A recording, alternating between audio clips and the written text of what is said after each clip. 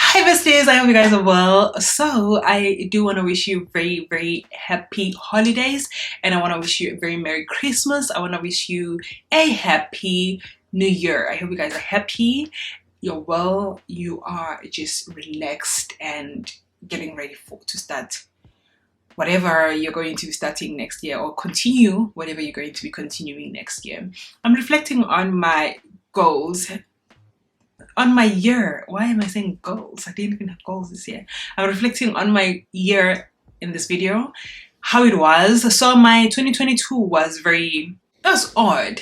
It was like, what are we doing? What am I doing? I knew that I'm doing some things, but it just felt like a never-ending cycle of lockdowns and stuff. So that was annoying, and it was a bit annoying to not be certain about when we will be forced at some point to work online and stuff. No one wants to teach online. I think I don't want to teach online. So my colleagues don't want to teach online. So I'm assuming it's just an annoying process, not knowing if you're going to be able to travel, when and how, the restrictions and stuff. So that's just been a lot. And to think that we did not deal with this when COVID was still starting. We did not have these problems in the city, and then out of nowhere this year we have these problems. But anyway, it's life. Yeah, and then for me it felt like it was a very fast year. For some reason I just felt like, can you slow down 2022, because I am going to need to finish my assignments, right? You're moving too fast. Outside of that, I just want to share what I learned and the areas that I grew in, because not all lessons that I have here. I reflected yesterday and I feel like I'm ready to share.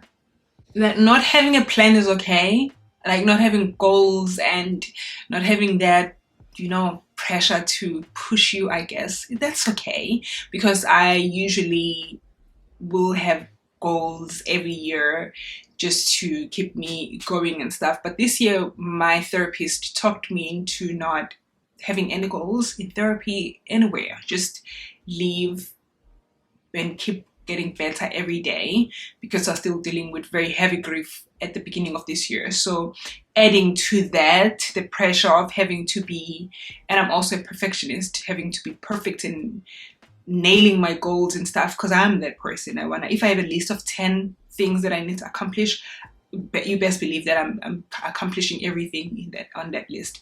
So not having goals and not having the pressure and just living and breathing easy was so freeing for me, as opposed to having goals and trying to smash them.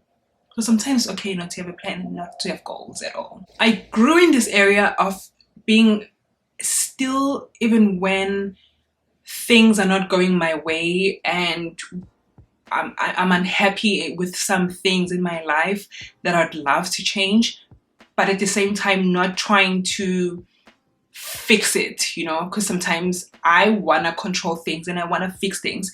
So just being still and literally letting God be God, even though I'm like, I hate this, I want this to change, I want you to do something about this, but at the same time allowing myself to sit in that and not moving was a big deal for me, because I try to fix things. So yeah, I just grew in this area of just sitting down, being still, being uncomfortable, being unhappy, but still sit and wait and see what God has in store. It's not nice, it's still, I want to cuss, I want to scream, but it's better to sit still than to try and fix things, because I might make a mess. So not doing anything is better than the mess that I don't want right now in my life. So I also learned that when bad things happen, like sometimes life just goes left. Sometimes that can also be a blessing, it depends how you look at it. So in this case, I'm referring to the lockdowns. So the lockdowns were horrible, were annoying, but during the lockdown, especially during the first lockdown, I was able to do my schoolwork that I don't think I would have done a great job had I been going to work and coming back to do my schoolwork. I did so well in my assignments throughout the year. in some assignments I was not very happy with the grades, but I never failed anything, and I did exceptionally well in most of them. And that's because the lockdowns gave me more time to do my schoolwork, as opposed to being stressed out so much about my schoolwork. Did I have time, social life? No, I did not. But at least I was able to just do my schoolwork during the lockdown. So sometimes the bad things happen, but when you look out the box and you just take them for what they are, so you figure out that, oh, actually it's not so bad because I can now get to do A, B, or C. It's not always the case, but in this case, it definitely was such a blessing to be on lockdown multiple times. Even now, I'm doing school online and stuff because we are not on lockdown, but it's because of the wave that's going on around here, and that's giving me more time to do my schoolwork, you know? So yeah, sometimes the unfortunate situations become blessings. It's just sometimes the mindset. So I also grew in this area of not forcing relationships, because for me, when I felt rejected in the past, or when I felt like a relationship wasn't working, I'd put that on me and I'd make that my problem. But this time around, I was just like, whatever flows, flows, whatever stops flowing, and it's not me all the time. I may play a part, but it's not my job to make sure that the relationships stay afloat. So just letting things be was such a huge one for me, because I definitely struggle with being like taking the burden and carrying it on me and saying it was me and stuff. Yeah, letting things be, let what flows flow, let what doesn't flow sink, if it sinks. So another big one, it was me finally learning to speak my truth no matter the cost. Because sometimes when you speak exactly what is in your mind or however you are feeling, sometimes it does affect your relationships. So say for example, you're not happy with something, and you know that if you were ever to bring this up, maybe it would shake the ship. What does it shake? So whatever it shakes. I know it shakes something, but anyway, you know that you speaking up might lead to a breakup, whatever. And then sometimes you just choose to not say anything. So a lot of relationships survive on that. It's like another person is not saying how they feel, because if they were to ever say anything, then the relationship would be in trouble. That's how I've mostly operated probably all my life.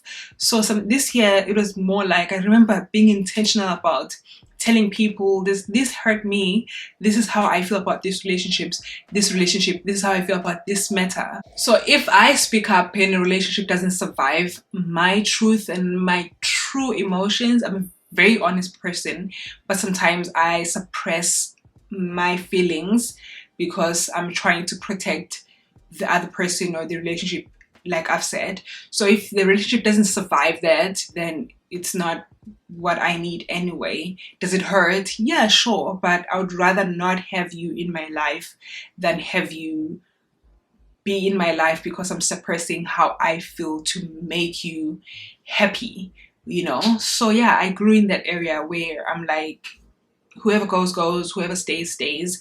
I'm not perfect. They can say how they feel as well, but I am definitely going to say how I feel. I'm not going to leave uncomfortably because I'm trying to protect another person. Whatever happens, happens, and being okay with whatever happens for real, and not, I hurt maybe for a day, definitely, or maybe a week, but I didn't hurt for a long time when I did lose one of the relationships, because I was like, it's not like I did anything. It's just I spoke up. I told my truth. So if you're not going to like that, then that's okay. It's a lot of people out there. Sucks, but it's the truth. I also had to come to terms with the fact that no one is thinking about me. Like, people don't think about us as much as we think they are. Maybe my mom thinks about me a lot because she's my mom or my family members, but I don't think they also think about me that much. Because I'm saying this because this used to stop me from doing me. Sometimes I'm like, oh, I'm worried about what people are going to say. I'm not even talking about crazy things, just talking about your views and how you move and being your true self, which I'm still working on. But coming to terms with, wait a minute, I literally don't think about a lot of people every day. I'm usually by myself, I'm at work, just wearing my AirPods and listening to stuff, or working and whatever. I barely think about people. So for sure, no one is thinking about me. If they are, well, okay, I guess I'm great, but no one is thinking about you. No one is thinking about me. People are busy. And once you get that, I swear it does change things. Like, you can do things because you want to, and whatever you want to do, you get to do because no one is even watching you. So what is the big deal? Yeah, for me, that used to be a big deal. So if it's a big deal for you as well, it's literally no one is thinking about you. On your birthday, yeah, they are. Sometimes when you pop up in my mind and you're my friend, I'm like, hey, just checking in and checking in to see. But otherwise, I have so much to deal with that I don't have time to be thinking about people and what they do and having an opinion on things. So yeah, no one is thinking about you. So this one ties to the one that I had just a few minutes ago, that life is going to happen however life wants to happen. So there's no reason to fight that. We may have plans, we may have an idea of what things are going to look like, we may have goals, whatever, but life is going to life. Life is going to do what life wants to do. If you believe in God, God is going to do what God wants to do. Might as well get on board with that instead of just trying to fight it and throwing fits. And I'm not saying that it's easy, because it is so hard. I'm currently going through that, but life is doing whatever life wants to do, and I'm just going to have to comply and wait and see what's going to happen next instead of fighting. It gets exhausting when you fight and try to go against life. Another one for me was so I don't know if it's a lesson or just any area that I grew in, but getting off social media was such a huge thing for me, because first of all, my thought process slowed down, because being on social media is always stimulating. So you're always seeing opinions and stuff. And one thing that I realized was, activism is great, but not if it takes a lot from you. What do I mean by this? Everything that happens to Black people, us, sucks. But I don't have to react to everything and be involved with everything. I know that some people might not agree with this. And I think it's because, for me, when I get involved every time and I get angry and I react, it gets to be a lot. So sometimes looking the other way where social issues are concerned is very necessary, and it's very important. Not saying that you are not going to feel sad or you're not going to feel angry. You may, of course I do, but I don't have to voice my opinion, I don't have to act and stuff. I just cannot handle that pressure and that pain and all the noise. Sometimes I do have to do my part, but I don't have to react to everything, because with social media we see everything. If not social media, the news or whatever, with just the online environment that we're currently living in, we get to see so much and we get to hear so much. We get to hear about a lot of bad things, and it's not very wise to react to everything. Otherwise, you will be dealing with mental health issues, mental health issues, if you don't slow down and just sometimes look the other way, not disrespectfully, but to protect yourself, And also, just getting off social media is a blessing, because there's a lot that goes on there that affects our brains in ways that we could never even understand. So yeah, there was a big one. Just staying away from social media and just trying to stay away from social issues, understanding what is going on, but not reacting so much.